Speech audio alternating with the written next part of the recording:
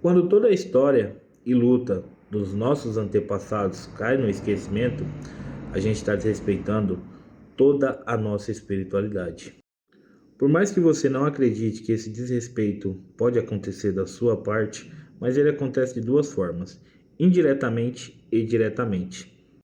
Me chamo Rafael, sou um dirigente espiritual da cidade de Limeira, interior de São Paulo, da casa de Dona Maria Padilha do Cabaré e Malandro Miguel Camisa Preta.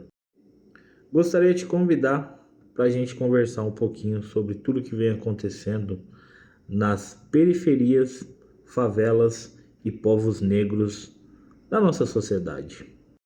Não é novidade para ninguém que quando os escravos ganharam a liberdade, foi criado as favelas, hoje em dia conhecido como comunidade. Mas para a gente começar a falar sobre esse assunto, eu queria te convidar para dar um salto na linha do tempo junto comigo.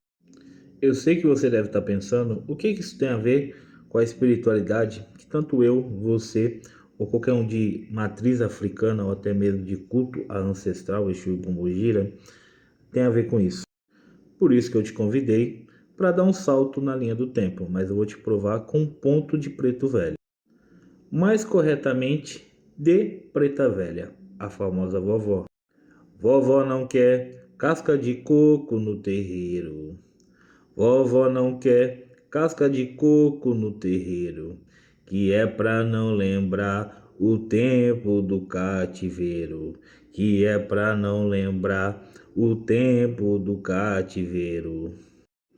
Provavelmente você já ouviu falar desse ponto. E provavelmente você já analisou que isso é uma história. E é devido à história que eu te convido a dar esse salto na linha do tempo. A abolição da escravatura e o cortiço cabeça de porco, em 1893, há exatamente 133 anos atrás. Logicamente, para a gente poder falar de favela, a gente tem que falar sobre a abolição da escravatura. Uma lei que foi assinada em 1888 pela princesa Isabel, mas isso provavelmente você já sabe. Porém, você lembra que eu falei para você que às vezes o seu erro vem indiretamente? Isso acontece quando você esquece da história. Porém, com essa lei da princesa Isabel, ela deu liberdade aos escravos e não direito trabalhista. A primeira lei criada foi uma lei que muitas pessoas chamou de lei para inglês ler.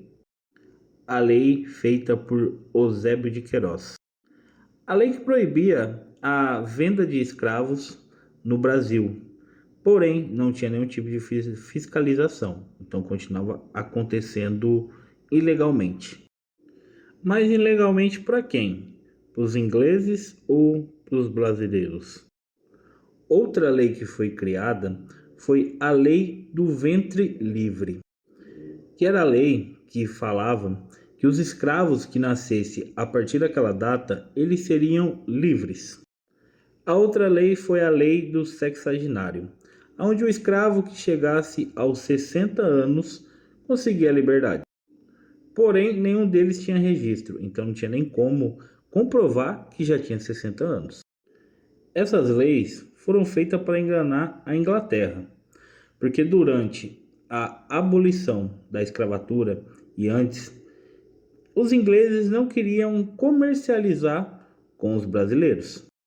Porque até mesmo naquela época o comércio estava crescendo muito e os ingleses viam os escravos, ex-escravos nesse momento, como futuros clientes para poder receber aquilo que eles tinham para vender. E com essa pressão da Inglaterra, então o Brasil foi um dos últimos países a libertar o povo escravo. Agora a gente vai dar um salto um pouquinho mais para trás da linha do tempo. O ano era 1851, aonde começava a Guerra do Rio Prata, onde muitos escravos estavam lutando como soldado da pátria para poder ganhar sua liberdade assim que voltasse da guerra, independente como voltasse. Porém, vocês conseguiram entender uma coisa? Os ingleses queriam vir para o Brasil porque eles queriam plantar, porque estava crescendo muito. Porém, os negros podiam ser futuros empregados ou até mesmo clientes. Porém, não tinha nenhuma lei trabalhista para os negros. Então, mais uma vez, o negro foi cortado disso.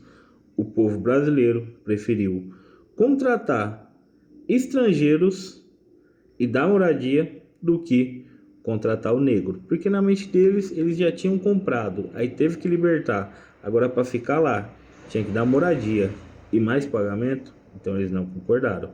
Mais uma vez, o negro não foi incluído. Até esse ponto você conseguiu entender? Eu vou dividir esse vídeo em 2 ou 3 partes para não ficar muito longo e você não ficar entediado. Então me acompanha que vai vir as outras partes. Porém, se você ficou entediado escutando a história dos negros, talvez você esteja desrespeitando indiretamente o seu próprio preto velho e não a mim.